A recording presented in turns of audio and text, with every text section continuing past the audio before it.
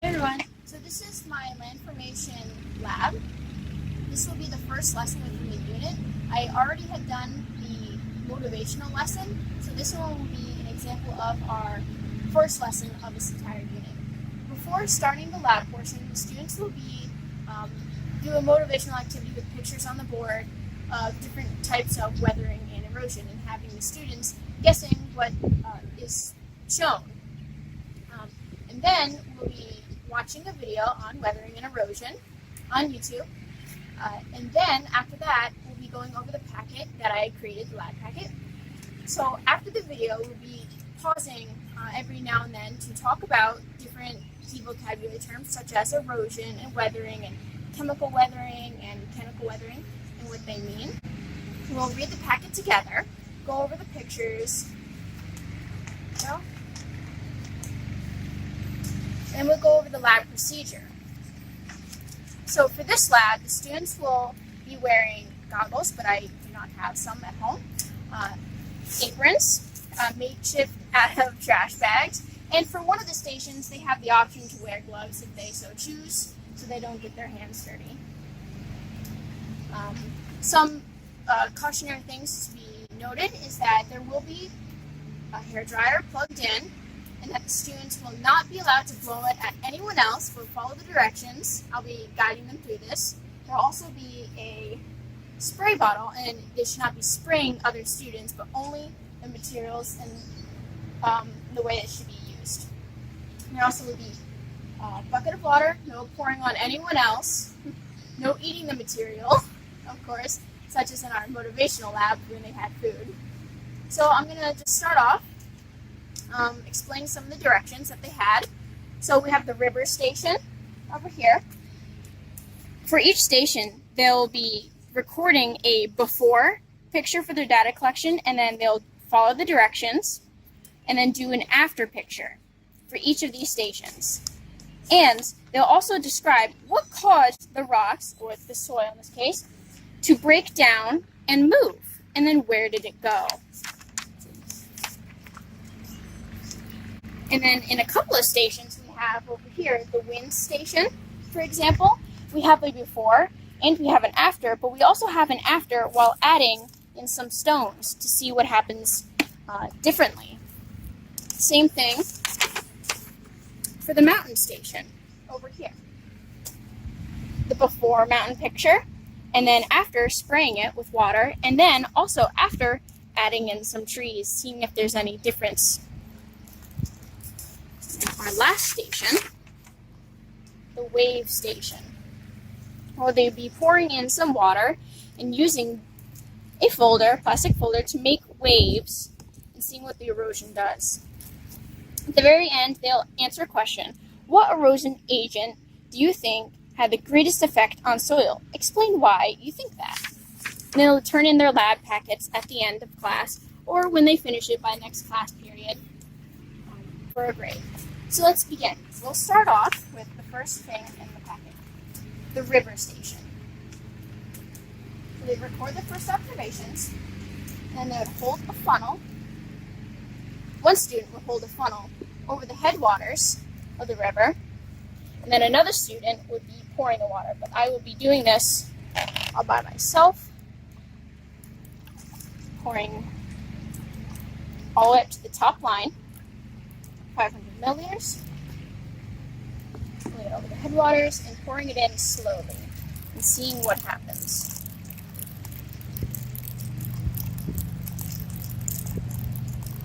You can see that some of the debris and some of the soil is being carried down to the bottom, all the way at the end of the river. Students can also pour faster to see what happens. More erosion happens. They'll get at least 3 to 4 minutes for observing, and then another 3 to 4 minutes actually doing the lab and answering the questions.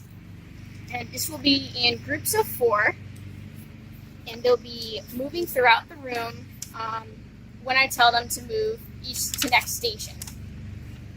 So let's do the next station. We have the wave station.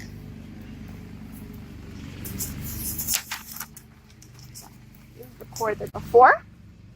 Then use the water bucket to again fill to the top line.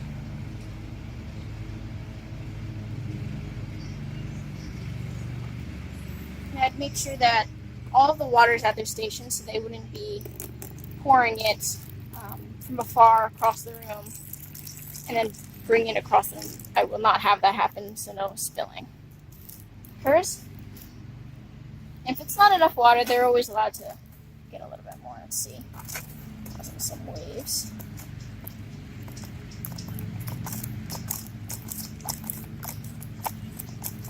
You'll be able to do this for a couple minutes and you'll see greater results. But you can see right now, if you just look down at this level, that the bottom part of the shore is being eroded away and creating some sort of cave. And with more years and more, like a couple of minutes doing this,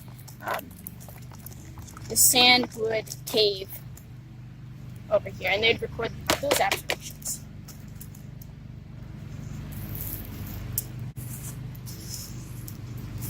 And then our next one, we have the mountain station.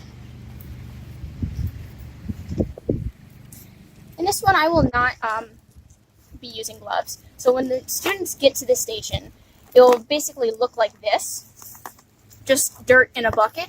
And the first thing that they have to do is pack up a mountain. You can use a little bit of water to make it a little bit more pliable. In the motivational lab, they learned about the creation of mountains and rifts and valleys. So this is sort of another review of that. It doesn't have to be perfect, but nice and solid. As much of the dirt in the bucket as possible.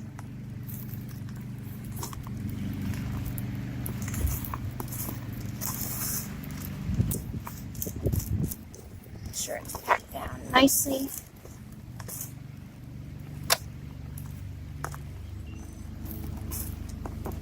Okay. And then they'll use their spray bottle, holding it not too far, no more than a foot, and no closer than 3 inches away. You can change the setting to spray like this. So hard, heavy rains.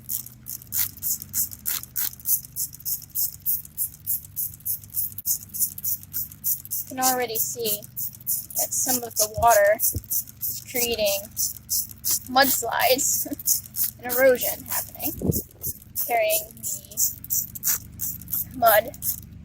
the rocks, in this case, away, weathering down, breaking the mountain down. So it's not as tall as it was, and even you can see a little valley forming at the top. And at this station, there definitely will be paper towels and cleanup material for the hands for those who choose not to wear the gloves. And that's another thing to note when doing this lab, is that they will not be touching other students and getting them dirty. The next part is after adding toothpicks, but in this case, I went out and got little trees. They'll be reforming the mountain as best they can. If I need to add more dirt, I'll have that available.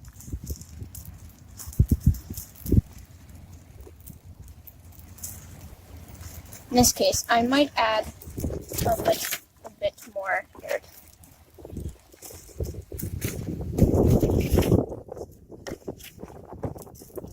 There we go. Pack it down. This station will probably take the most time for the students.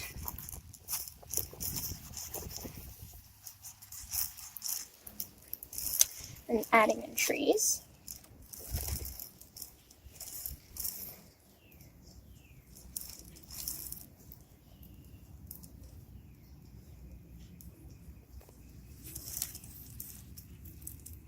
Trees seem to have fallen. Okay.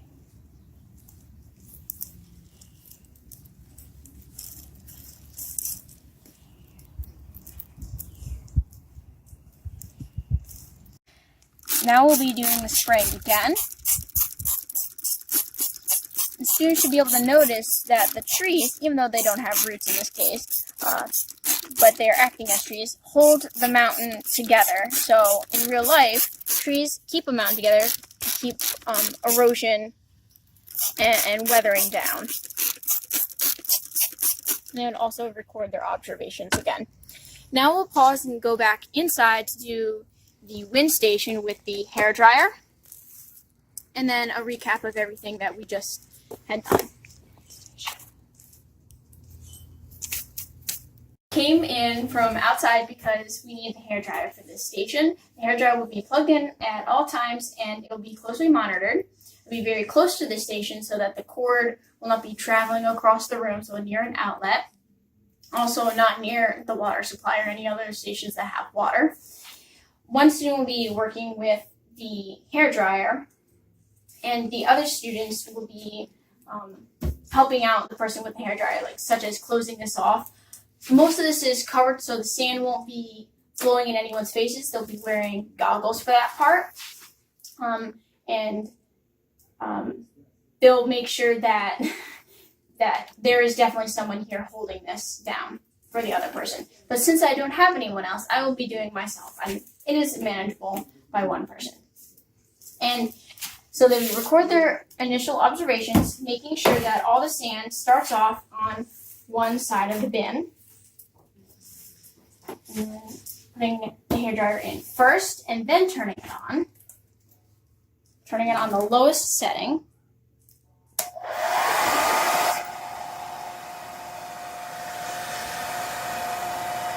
They can do this for a couple of minutes.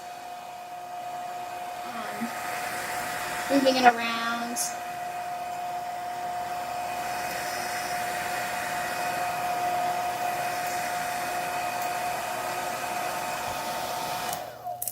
Then they can record their observations. There would be much more observations after a couple minutes. It'll be at least 2-3 minutes for this section, and then I draw in after. And then we have some stones that they can put in. Just shake them in there. Make sure all the sand is back on this one side, of course, first. Shake, put some sand in, some rocks in, throw them around. Doesn't matter where they put them, as long as it's on the sand. Okay.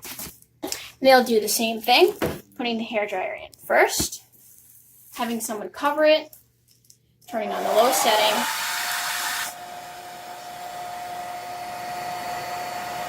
And in this observation, you should be able to notice that the larger rocks hold the sand in place, and not a lot of sand is moved down to the bottom of the bin. So just like the trees in the mountain lab station, this station has rocks to hold the earth in place. You'll be able to note as such on their lab. We're back outside, recapping everything we had done. The lab has ended. So in the beginning of class, we showed pictures of different types of weathering and erosion. Students guessing what they are, getting the conversation started, and then showing a video about weathering and erosion. And during the packet, going over the packet, I'll be writing on the board keywords such as weathering, erosion, and then having the students and I talk together, figure out what sort of words we can use to describe them, such as breaking down rocks and soil and movement of rocks and soil. And keep this on the board throughout the lab so they can remember which one is which, because they can be confusing sometimes. And then we actually go over lab procedures, such as wearing your apron and your goggles, especially at this station. And now all students, I believe, should wear the gloves. There should be no option because it can be a very messy station and easier and faster for cleanup. So that's the end of our class. The students will be turning in their lab with questions answered. Either towards the end of the class, they might get some extra time. If they don't, they can fill it out by next science period on their free time, and then just turn them into their lab notebooks, and I'll collect them with that at the end of the unit. So thank you.